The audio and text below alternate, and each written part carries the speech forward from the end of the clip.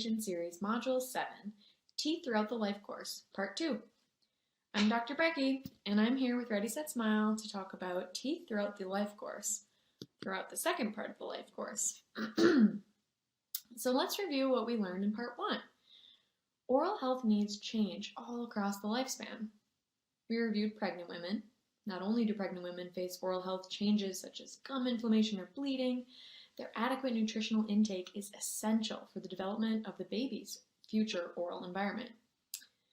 We also talked about infants. Infants have unique oral health considerations such as frenum attachments, nook habits, and the eruption of the primary dentition. Children face permanent teeth erupting during childhood. Oral health and hygiene habits are being established, and their diets begin to diversify. So not only do they have baby teeth, but they also have adult teeth as they go into their mixed stage of dentition. So all of these phases are very, very different in their oral health needs and considerations. So what we're going to review today is beyond childhood and the mixed dentition. It includes adolescence, adulthood, special populations like special needs groups, and older adults. So let's first talk about adolescence. This is the period from puberty to legal adulthood. There are 42 million adolescents in the US between ages 10 to 19. They include age 19 here. And this is data from HHS.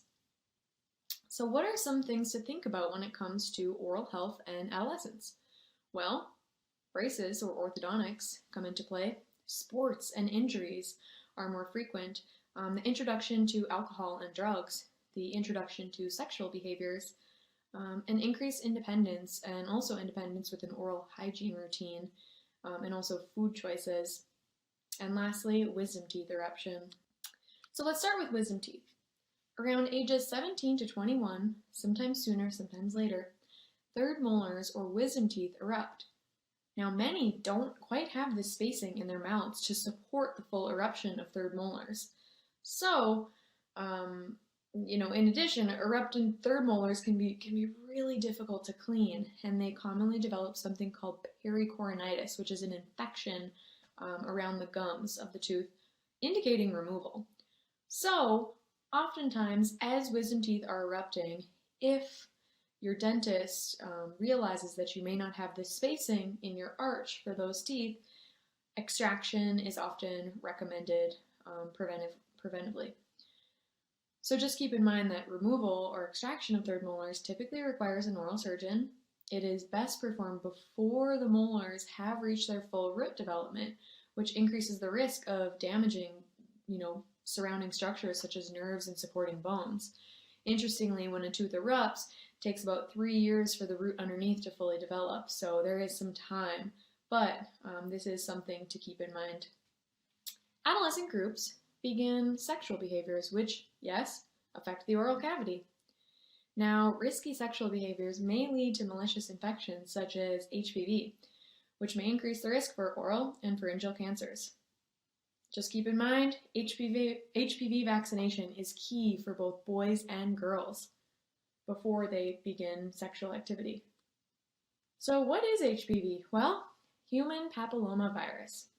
According to CDC, the Center of Disease Control, 80% of people will get an HPV infection in their lifetime. It is a very, very common virus. However, HPV infections may cause many types of cancers, including those of the cervix, vulva, anus, penis, and throat.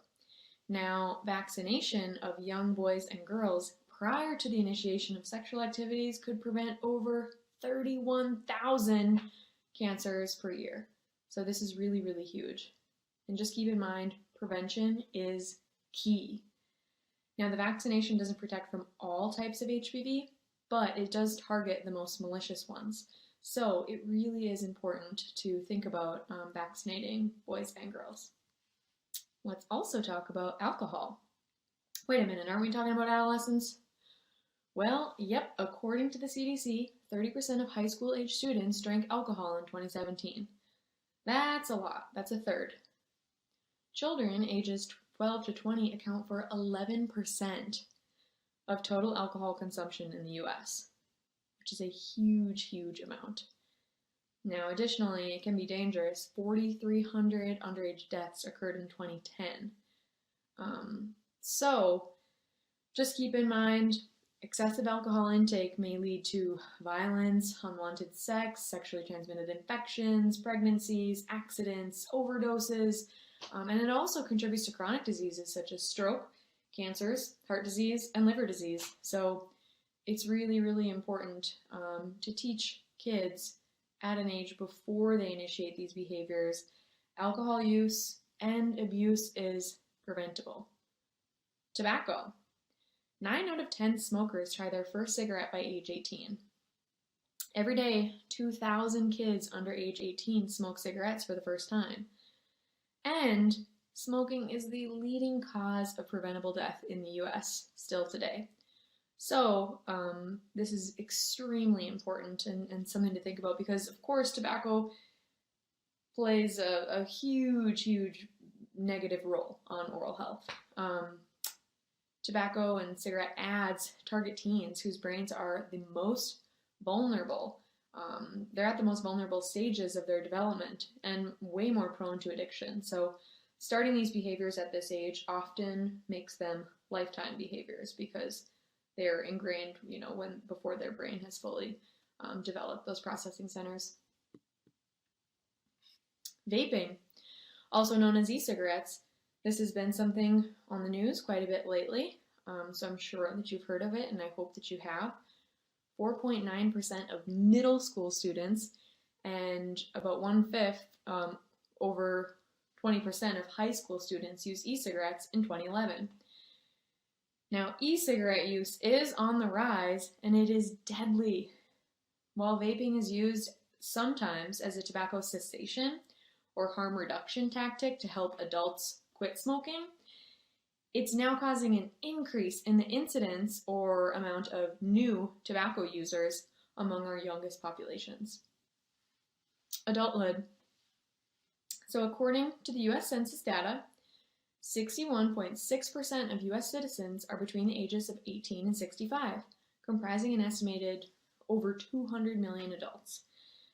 So adults also face unique oral health challenges, and it very much relates to what we just talked about with adolescents. Addiction and tobacco use, of course, alcohol use, mental health issues become more frequent, more common. Medical comorbidities come into play.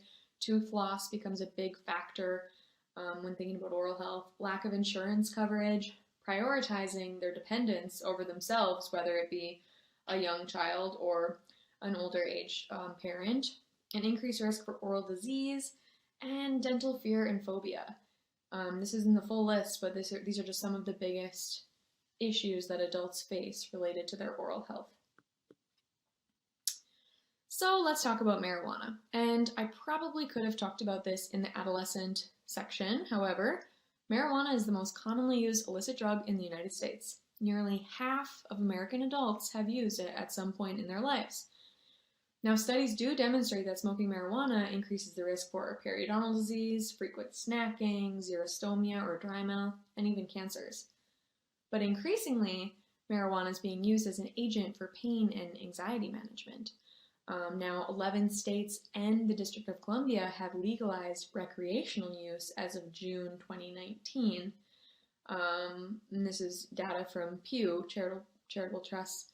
But just keep in mind, while it is legal in many states, it is not yet recommended for the management of acute dental pain or to alleviate dental anxiety or phobia.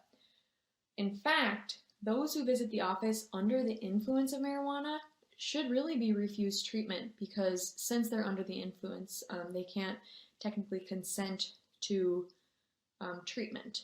So it's just something to definitely think about. But, using it does certainly take a role on oral health. Street drugs.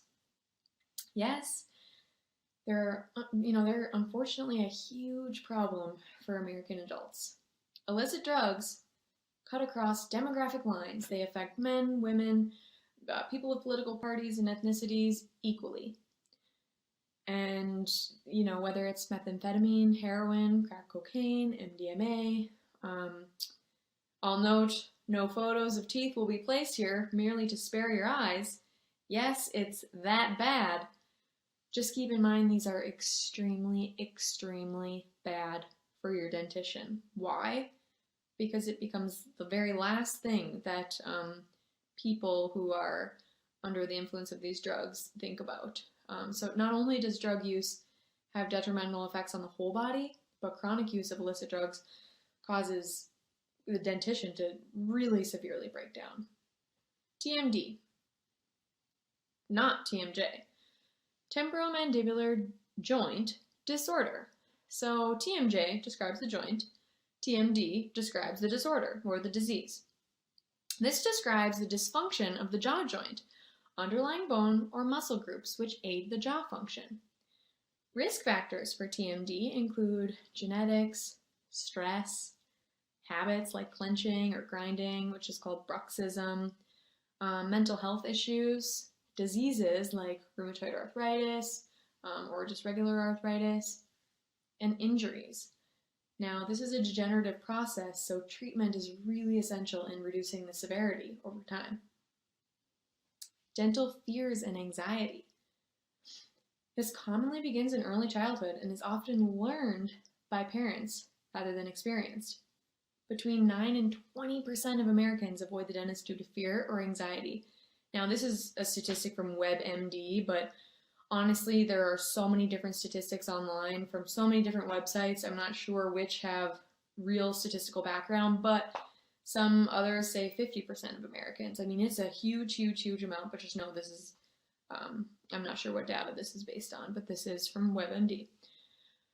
Dental anxiety can be a huge problem, as an early treatment and intervention of dental disease is really key in maintaining your teeth. So the longer someone waits to take care of a problem, the harder the problem it is to treat.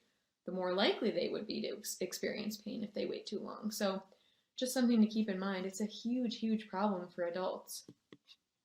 So how exactly do we combat dental fear, anxiety, and phobia? Well, find a dentist who you trust and let your dental team know. Ask questions and educate yourself. Listen to music with earbuds or distract your mind.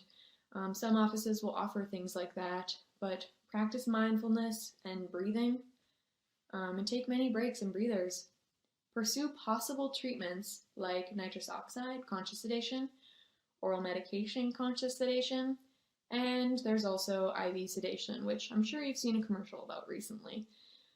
I will note here, though, that only in extremely severe cases should IV sedation be considered, as there really is a true risk for sedation, which includes death. Many people with dental fears and phobia can tolerate treatment in a regular clinical setting, so just keep that in mind. Missing dentition. Tooth loss is a major problem for adults, commonly resulting from caries, periodontal disease, or trauma. In some cases, teeth can be congenitally missing or missing from birth. So, an average adult aged 20 to 64 in the US has less than 25 remaining teeth. Remember, this would be out of 28 if we weren't including wisdom teeth, so that's a few teeth. Nearly 4% of these very, very young adults have no remaining teeth or are edentulous. So that's a pretty big percentage for that age group.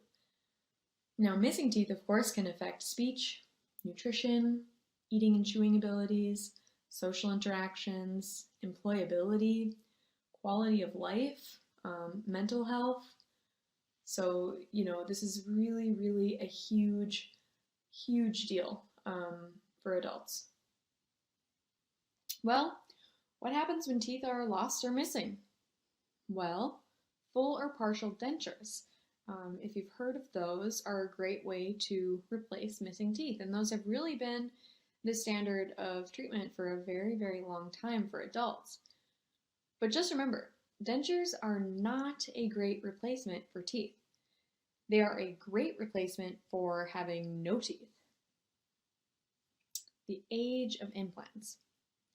So dental implants have now become the standard of care for adults with missing teeth, rather than dentures or partial dentures. Just remember, this is something that we kind of learn about in dental school, and I'm not exactly sure where these numbers come from, but dentures only restore about 30% of normal function, while an implant can restore 100% of normal tooth function. So just keep that in mind. It really is a game changer in one's ability to eat and smile. So let's compare the two, teeth versus implants. Teeth are natural versus implants, they require surgical placement. Teeth are comprised of live, living tissues, whereas implants are typically titanium. Teeth are prone to caries and decay. And implants, well, they're impervious to decay. Teeth are supported by natural gum tissues and are prone to periodontal disease. Implants, they don't have a true gum attachment. However, they can be susceptible to periodontal disease. Teeth are free. Unless, of course, they require work, then they do become rather costly to maintain, whereas implants are very, very expensive.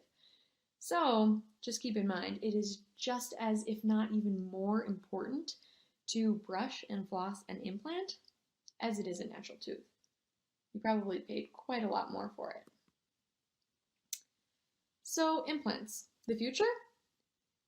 Take a look at this picture here. This is an implant-supported overdenture, and you can see most full dentures have a big piece of material over the palate there, over the roof of the mouth, which can be tough for patients to deal with. I mean, it can alter taste. It can, it can feel very thick there with your tongue. So things like that.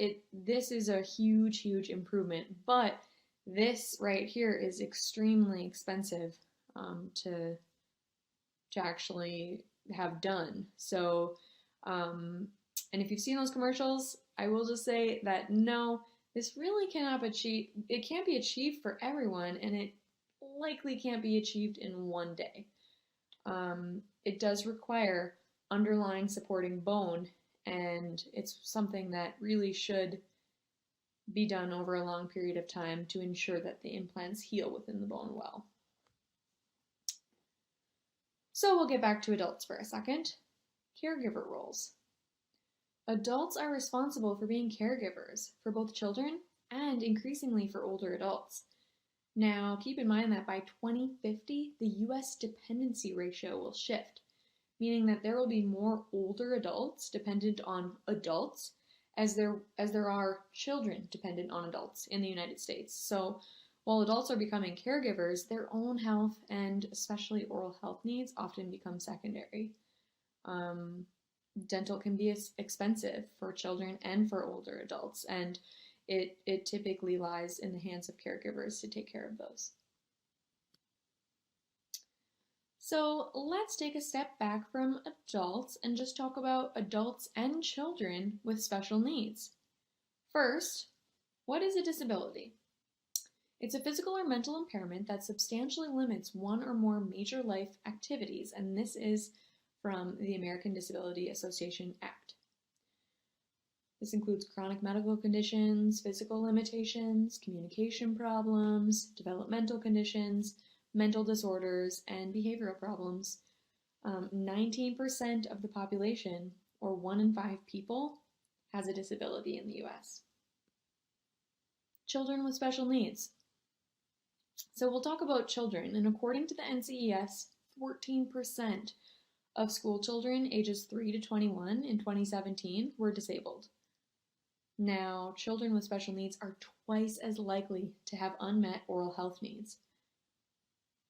Considerations for their oral health include delays in tooth eruption or development, crowding, which sometimes can be severe, or issues with the alignment of the teeth or arch, an increased risk for speech deficits, an increased risk for oral diseases, inability to tolerate dental procedures, or an inability to perform daily hygiene tasks by themselves. Lastly, an inability to access dental care. Children with special needs are typically covered under Medicaid. Special needs adults. Now, disabilities are either lifelong or acquired, related to injury, disease, or age. Complications which affect oral health include institutionalization, living in a home, mobility issues, insurance coverage, again, Some are covered under Medicaid, some, may lose coverage, etc. The inability to access dental care, underlying medical conditions and other comorbidities that might exacerbate their problems, and even multiple missing teeth. So this is something. Now, of course, they also often have those same risk factors of kiddos, like inability to brush their own teeth, to perform their own daily hygiene tasks, things like that. There's quite a bit, and this is a really unique population that does require more care than the average adult. So let's talk about hospital dentistry. Very young children, children and adults with special needs, and adults with severe dental phobia, older adults with cognitive decline. These are all candidates for dental procedures with IV sedation in an operating room setting. So just keep in mind that the benefit of treatment must outweigh the risk of sedation, which may include death. So this really should be limited to those populations who really, really require it in order to have dental treatment. Older adults. This is our last group that we'll talk about. And it's becoming one of the biggest groups. The US population is aging. Adults are living longer and they are retaining their teeth. It is great. We are so happy. The older adult population is expected to double by 2040, totaling 80 million people. 1 in 5 Americans will be over the age of 65. So what does this mean for our teeth? Well, older adults suffer from a greater proportion of dental conditions, such as dental caries, periodontal diseases, tooth loss, cancers, TMD, xerostomia, dry mouth, halitosis, bad breath, or burning mouth syndrome, which is something we didn't quite get into. The treatment of dental disease may become too difficult for patients to tolerate, or the benefits of treatment may outweigh the risks. There is a time that comes when the goal of treatment is palliative care, even in a dental setting. So what are some older adult oral health considerations? Well, nursing homes or homebound, and we talked about nursing homes, dependency on caregivers, existing medical comorbidities, limited mobility or dexterity, a lack of income or fixed incomes, and limited dental insurance coverage. So these are huge, huge things. And the thing is that, age is a risk factor for really any dental condition. And the fact that these older adults, have the greatest ages means that they are at some of the highest risks for these dental issues. So, just as we say again, it's really those who need care the most who have the most difficulty attaining it. So what are some other considerations for older adults? Over 27% of older adults are edentulous or have no remaining teeth. That's almost a third. Those suffering from lack of teeth can suffer from difficulty eating, poor nutrition, difficulty speaking, and reduced self-esteem. Remember, they are not the same as having teeth at all. So while tooth loss and edentulism is decreasing in prevalence for older adults, it can be a great burden for those who are among the least likely to afford and or receive care. So it really is great that we are, retaining our teeth for longer. We hope that this statistic changes, but if it does, it's going to mean even more dental care is necessary to maintain those existing teeth in our oldest population group. So wait a minute, if you don't have any teeth, do you really need to visit the dentist? Yes, it is recommended to visit the dentist once per year. Why? Well, does your doctor typically peek around your tongue? Candidiasis, oral cancers, gum disease, oral health education, checking the fit of dentures if applicable, and you may as well get your dentures cleaned, which most offices will just do for free. So just keep in mind this is extremely important. And when I say doctor, I mean your primary care doctor at, a medical facility. Do they typically peek around the tongue and look at your dentures? Usually not so much. So it really, really is important to make sure that they're well fitting and that there are no issues underlying. Nursing homes. Federal law requires nursing homes to provide routine and emergency dental care for residents in need, but this need is commonly not met, and it's also not well regulated. Many residents don't even get daily help with their oral hygiene tasks, so this is a really, really tough environment. Thus, poor oral health among nursing home residents has been described as an epidemic. And this is an area that we really need to focus on. So, changes over the lifespan play an important role in oral health. An aging population has created an increase in dental-related disease, as adults are retaining their teeth for a longer period of time. And just remember, those with the highest need for dental care often have the hardest time accessing it. Adolescence, adulthood, and old age are essential in maintaining dentition and oral health.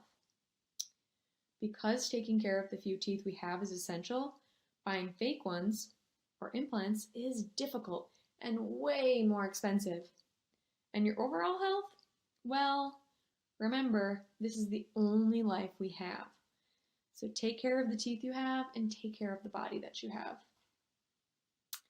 Do not regret growing older. It is a privilege denied to many. And this is my favorite lake in northern Minnesota.